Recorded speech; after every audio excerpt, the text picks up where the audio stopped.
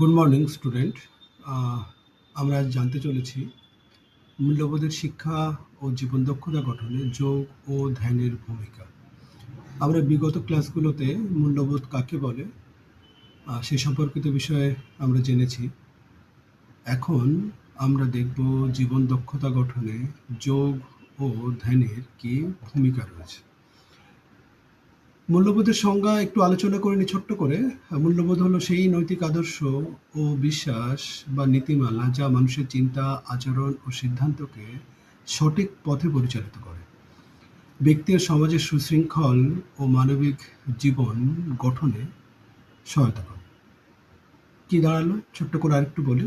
মূল্যবোধ হচ্ছে সেই ধারণা, সেই বোধ যা কিনা দেশ, সমাজ এবং সার্বিক জীবজগতের কল্যাণে বিশেষ ভূমিকা গ্রহণ করে, তাকে এগিয়ে নিয়ে যেতে সাহায্য করে। কোথাও কোনো নেতিবাচক ভাবনা, যে অসারতা, তাকে উজ্জীবিত করে না। গোটা পৃথিবীকে এক আলোকবর্তিকার দিকে নিয়ে যাওয়ার জন্য সদা সপ্রচেষ্ট থাকে। সেই যে ধারণা, সেই ধারণাই হচ্ছে মূল্যবোধ। তাহলে মূল্যবোধের শিক্ষা দরকার প্রত্যেক মানুষের, এবং ভাবি যে প্রজন্ম আমাদের শিক্ষার্থী, তাদের জন্য কিন্তু মূল্যবোধ এর শিক্ষা বিশেষভাবে প্রয়োজনীয়। কারণ তারাই আগামী পৃথিবীকে তারা কিন্তু একটি সুউন্নত সভ্যতার দিকে এগিয়ে নিয়ে যাবে এবং তারা হেসে খেলে বাঁচবে। সুতরাং সবাই মিলে করি কাজ, হারি জিতে নাহি লাজ, একসাথে বাঁচবো, গোটা পৃথিবীতে যারা যেখানে রয়েছে সবাই আমার বন্ধুত্ব, ভ্রাতৃসম, এই যে সাধারণ ভাবনাগুলো, এই ভাবনাগুলো নিয়ে বাঁচলেই তো হিংসা, দ্বন্দ্ব, হানাহানি এসব থেকে আমরা দূরে থাকবো। সুতরাং মূল্যবোধের শিক্ষা শিক্ষার্থীকে দিতে হবে, এবং সেজন্য সরকার থেকে শুরু করে এই শিক্ষক সমাজ এবং যারা কিনা গুরুজন, সকলকে প্রচেষ্টা চালিয়ে যেতে হবে। এখানে আমরা দেখে নেওয়ার চেষ্টা করব যে যোগ চর্চা এর প্রধান ৩টি অংশ কি কি রয়েছে। যোগ চর্চার প্রধান ৩টি অংশ হচ্ছে, আমরা এখানে দেখতে পাচ্ছি, আসন, প্রাণায়াম ও মূল্যবোধ। আসন কি? আসন হচ্ছে সুখকর ভঙ্গিতে বসার নামই হচ্ছে আসন। তো সুখকর ভঙ্গিতে বসা অর্থাৎ তার বিভিন্ন ধারণ থাকবে, এবং এই আসন কত রকমের হয় সেটা একটু ছোট্ট করে বলে নিই। আসন হয়, এক হচ্ছে ধ্যানাসন, এক হয় শাস্ত্রাসন, আর হচ্ছে সেই সাথে বলবো আমরা শবাসন। তো শবাসন যখন আমরা সুস্থাসন করি, সুস্থাসনের উদাহরণ রয়েছে যেমন কৌমুকাসন, পশ্চিমাত্তাসন, ধনুরাসন, এমন যে আসনগুলো যার কার্যকারিতা বিভিন্ন, শরীরের বিভিন্ন অঙ্গ প্রত্যঙ্গকে সচল রাখা, তাকে আরও উৎকৃষ্ট করে তোলা, তার ব্যবহারকে সঠিকভাবে যাতে সে কাজ করতে পারে সেগুলোকে সুনিশ্চিত করা। এই যে আসন শাস্ত্রাসন, এই শাস্ত্রাসনের পরেই কিন্তু শবাসনের প্রয়োজন হয়। আর ধ্যানাসন যাকে আমরা বলছি, ধ্যানাসন হচ্ছে মনকে শান্ত করার জন্য যে আসন, তাকে আমরা ধ্যানাসন বলি। তো ধ্যানাসন এর মধ্যে রয়েছে যেমন পদ্মাসন রয়েছে, পদ্মাসনের সাথে সুখাসন, সাধারণভাবে মাটিতে খেতে বসলে আমরা যেভাবে বসি সেটাকে বলে সুখাসন বলা হয়। আর পদ্মাসন রয়েছে, সেই সাথে রয়েছে হচ্ছে সিদ্ধাসন রয়েছে, বজ্রাসনও এক ধরনের ধ্যানাসন। তো এরকম আসন বিভিন্ন রয়েছে। আমরা এখানে আরেকটি প্রধান অংশ দেখতে পাচ্ছি, প্রাণায়াম। তো প্রাণযুক্ত আয়াম, প্রাণ অর্থাৎ জীবনী শক্তি, তাকে নিয়ন্ত্রণ, অর্থাৎ জীবনী শক্তি অর্থাৎ শ্বাস প্রশ্বাসের নিয়ন্ত্রণের মাধ্যমে জীবনী শক্তির যে নিয়ন্ত্রণ, তাকে আমরা বলছি প্রাণায়াম। এবার আমরা আসি ধ্যান। ধ্যান হচ্ছে যোগ চর্চার আরেকটি প্রধান অংশ। ধ্যান, যদিও এই ধ্যানকে আমরা একেবারে উচ্চ মার্গে রেখেছি, অর্থাৎ আমরা যাকে বলি অষ্টাঙ্গ যোগ, সেই অষ্টাঙ্গ যোগের শেষের দিকে রয়েছে কিন্তু ধ্যান, সমাধির ঠিক আগেই রয়েছে ধ্যান। তো ধ্যান আমরা খুব এই যে দৈনন্দিন জীবন, আমাদের যে সাংসারিক জীবন, সেই সাংসারিক জীবনে কিন্তু আমরা ধ্যানের গুরুত্বকে উপলব্ধি করতে পারি। আমরা যদি খুব সীমিত একটা সময়ে ধ্যানের নিয়মকানুন মেনে এগুলো করতে পারি, তাহলে কিন্তু মানসিকভাবে একটি প্রশান্তি আমাদের মধ্যে কিন্তু তৈরি হয়। মানসিক প্রশান্তি আসে। আর ভাবি প্রজন্মের জন্য এই মানসিক প্রশান্তির তো প্রয়োজন রয়েছে। কারণ আমরা যে শিক্ষার্থীর কথা বলি, সেই শিক্ষার্থী তো টিনেজার। তো সেই শিক্ষার্থীর ঝড়-ঝঞ্ঝার এই যে কাল, এই যে সময়, সেই সময়ে কিন্তু শিক্ষার্থীকে মানসিকভাবে শক্তিশালী করতে হবে এবং সঠিক চলার যে পথ, সেই চলার পথকে কিন্তু তার সামনে তুলে ধরতে হবে এবং সে যাতে সঠিক পথ অবলম্বন করতে পারে, তার জন্যই কিন্তু এই যোগচর্চার প্রয়োজন কিন্তু শিক্ষার্থীর জীবনে রয়েছে। এই যোগচর্চার মাধ্যমে যদি মনকে নিয়ন্ত্রণ করা যায়, শরীরকে নিয়ন্ত্রণ করা যায়, তাহলে কিন্তু প্রকৃত মানুষ হয়ে ওঠা যায় এবং মূল্যবোধের শিক্ষায় শিক্ষিত হওয়া যায়। সে কারণে কিন্তু আজকে আমাদের এই টপিক, আমরা যোগচর্চার মাধ্যমে আমরা মূল্যবোধ কিভাবে শিক্ষার্থীর মধ্যে আনা যাবে সেটাকে আমরা দেখার এখানে প্রচেষ্টা কিন্তু চালাচ্ছি। এখানে আমরা একটু দেখে নিই যোগ কি?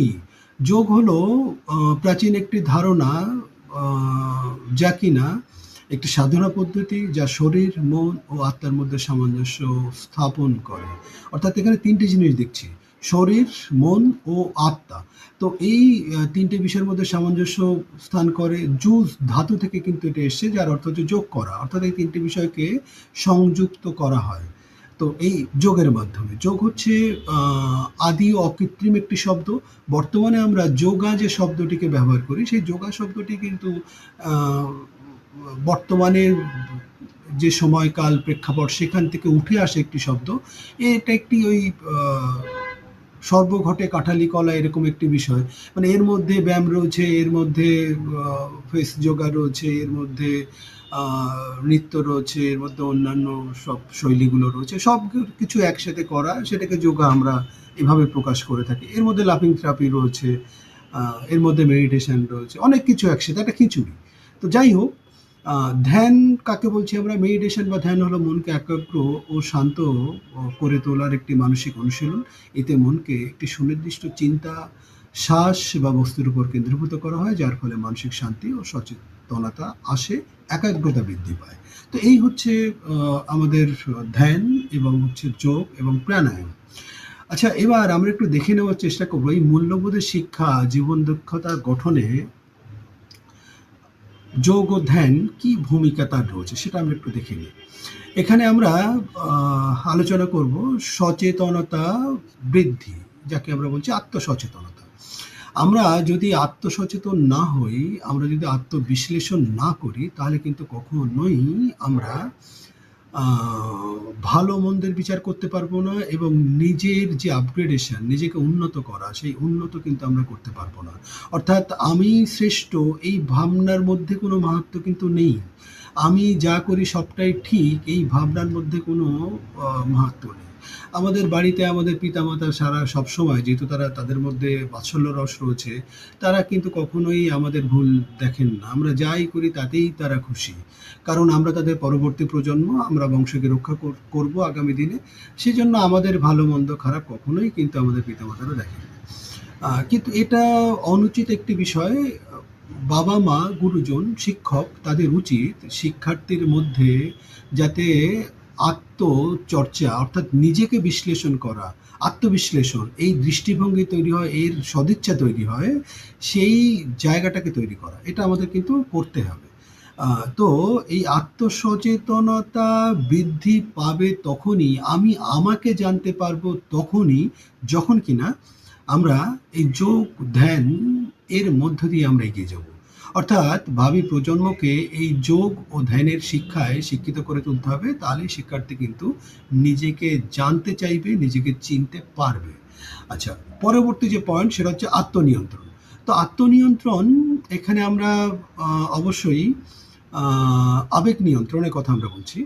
তো আবেগ নিয়ন্ত্রণ করা যাবে যদি কিনা আমরা ধ্যান এবং আসন এবং প্রাণায়াম এর সুনির্দিষ্ট নিয়ম, পদ্ধতি, প্রকরণ মেনে চলি। আমরা যদি আমরা জানি যে সুস্থ শরীরে কিন্তু সুস্থ মনের বাস। তো সুস্থ মন এর বাস যোগ্য যদি করে তুলতে হয় শরীরকে, তাহলে কিন্তু এই যে ৩ টে পদ্ধতির কথা বারবার বলছি, অর্থাৎ যোগ চর্চা এর মধ্যে দিয়ে কিন্তু আমাদেরকে যেতে হবে। আমরা জানি আবেগ নিয়ন্ত্রণের ক্ষেত্রে কিন্তু প্রাণায়াম বিশেষ ভূমিকা পালন করে। আমরা জানি আমাদের যে সপ্তচক্র রয়েছে শরীরে, একেবারে মাথার যে উপর ব্রহ্মতালু যেখানে আমরা ক্রাউন যে চক্র যার কথা আমরা ভাবি, আমাদের একেবারে কক্সিস অর্থাৎ শিরদাঁড়ার শেষ প্রান্তে যাকে আমরা ভাবি মূলাধার চক্র রূপে, এই মূলাধার চক্রের নিয়ন্ত্রণ বা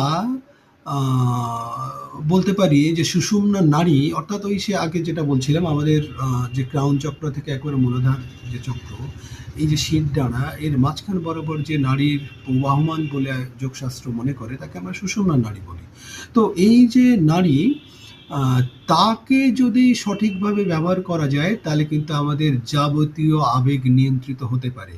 ঘুরিয়ে বলা যায় মূলাধার চক্রকে যদি আমরা বশে আনতে পারি, তাকে যদি প্রকৃত অর্থে সঠিক কাজে লাগাতে পারি, তাহলে কিন্তু আমাদের এই যাবতীয় ব্যভিচারিতা, যাবতীয় উচ্ছৃঙ্খলতা, উচ্ছৃঙ্খল যৌনাচার, অন্ধের মতো এগিয়ে যাওয়ার যে মানসিকতা, এই যাবতীয় বিষয়গুলো কিন্তু দূরীভূত হবে।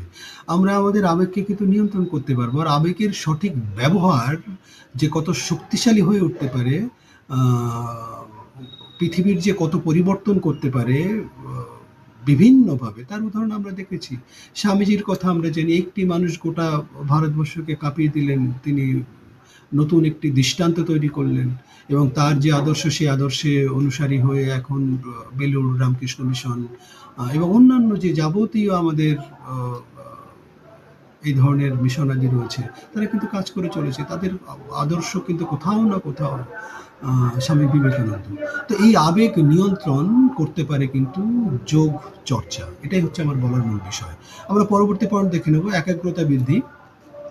যদি আবেগ নিয়ন্ত্রিত হয়, যদি কিনা আমরা সুনির্দিষ্ট ভাবনার প্রতি একাগ্র হতে পারি, আমরা তাহলে কিন্তু যোগ ও ধ্যানের সার্থকতা পর্যবেসিত হবে। আমরা একাগ্রতা বৃদ্ধির জন্য যোগ ও ধ্যানের চর্চার কথা বলছি, যেটা কিনা মূল্যবোধ সৃষ্টিতে সাহায্য করে। তো এখানে একটু ভালো করে বুঝতে হবে, মূল্যবোধ হচ্ছে আউটকাম, আর যেভাবে হচ্ছে সেটা কিন্তু যোগ ও ধ্যানের চর্চা। এটা আমি বলতে চাইছি আজকের আলোচনায়। তাহলে আমরা আউটপুট কি পাচ্ছি? আমরা পাচ্ছি হচ্ছে শিক্ষার্থী মূল্যবোধের আধার হয়ে উঠছে। আর কিভাবে হয়ে উঠছে সেটা হচ্ছে যোগ চর্চার মাধ্যমে, প্রাণায়াম চর্চার মাধ্যমে। তো এখানে একাগ্রতা বৃদ্ধি বিষয়টা, আমরা জানি সপ্তচক্রের একটি চক্র হচ্ছে কিন্তু আজ্ঞা চক্র, যেটা আমাদের ঠিক এই ভুরু যুগল তার মাঝখানে অবস্থান করছে।